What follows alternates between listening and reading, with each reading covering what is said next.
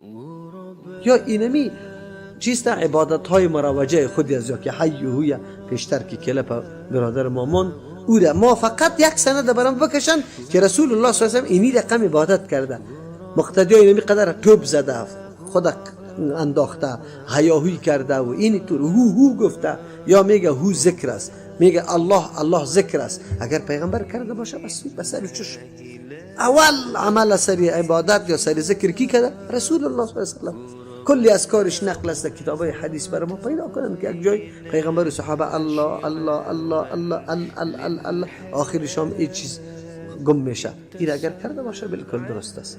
معلوم شد یک مفهوم واقعی محمد رسول الله را فهمیدن بسیار اشکالات و شبهات ما چی میشه؟ حل میشه. با مردم استدلال همینطور میکنیم که ما دعا را بد نمیدیم، دعا خو عبادت است، اما با کدام طریقه؟ یا میگه یا محمد آلی نام محمد آدم بگیره حرام است، اینطور میگه نه؟ ما نمیگیم که نام پیغمبر گرفتن حرام است، اما توی را موجب ثواب به می سیستم که میگی بکش ده سند، یک سند برای ما بکش که ما بپسیم، اما نیست.